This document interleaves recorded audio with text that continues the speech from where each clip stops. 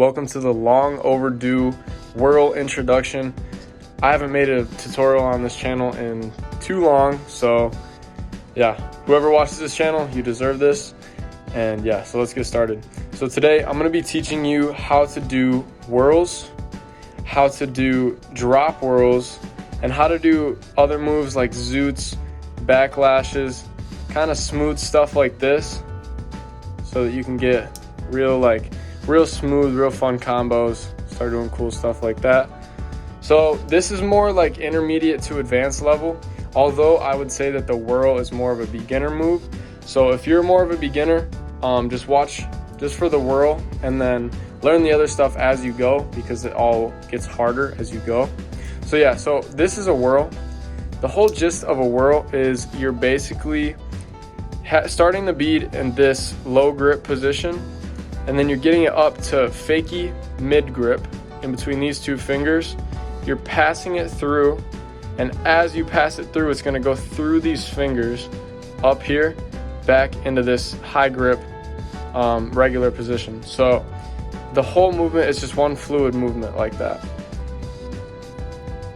So here's a slow motion of how to do a whirl.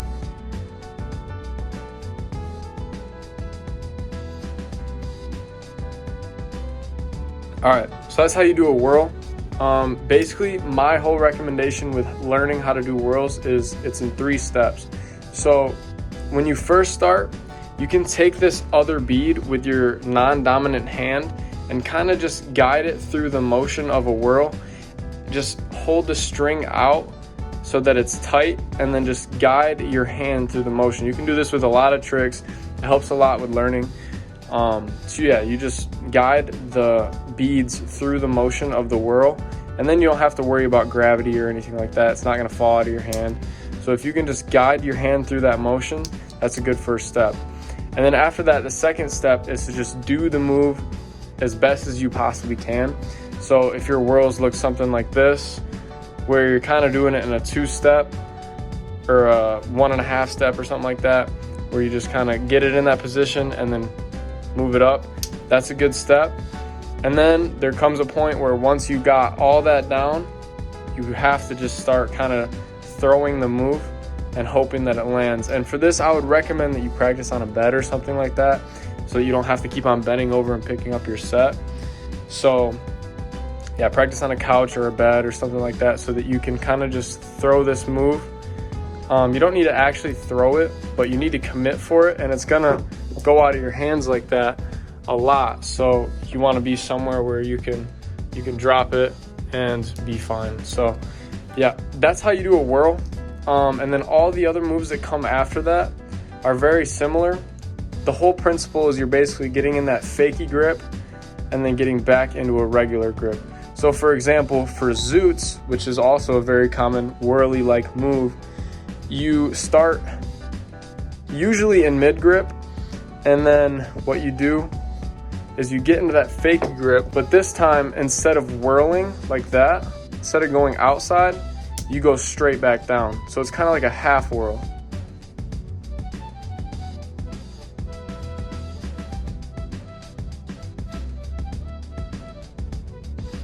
And then you can use the same as that concept to do what's called a backlash. Backlash is basically just a zoot that jumps into fakie low grip. So it looks like this.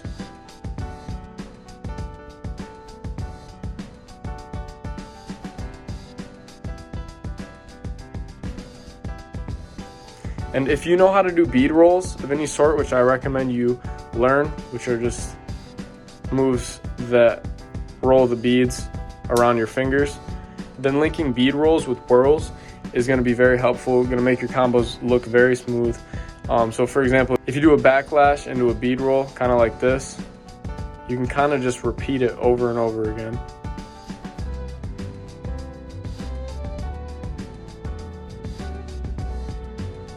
There's also moves where you can do like a backlash, and then you can kind of take that thing behind. It's kind of like a backwards zoot. So like that. So yeah, there's a lot of different things you can do in these positions. Basically, the whole principle is going from fakie to regular, fakie, back, over and over again, lots of different things. and just kind of playing around with it. You can just sit there and go like this, which is fun to do. Just kind of move your wrist around so that the bead passes your wrist on each side. It's a good way of describing it. And then you can do the half whirls, which is basically like a zoot, or you can do the full whirl. And then you can do that in any grip. Just kind of keep on transitioning between each grip as you go.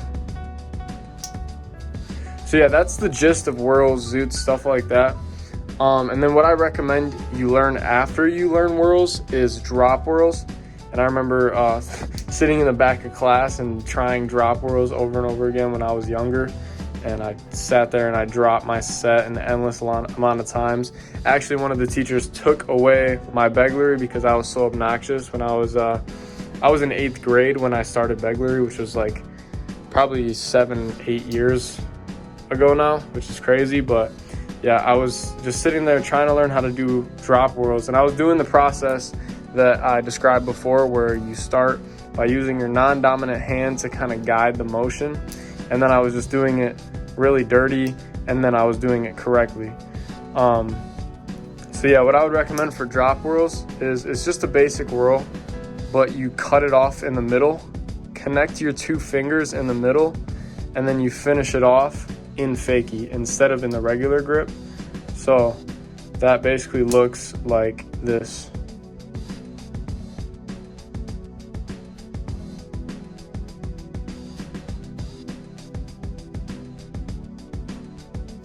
That's pretty much whirl basics. If you have any questions, you can DM me on Instagram at i.mapo.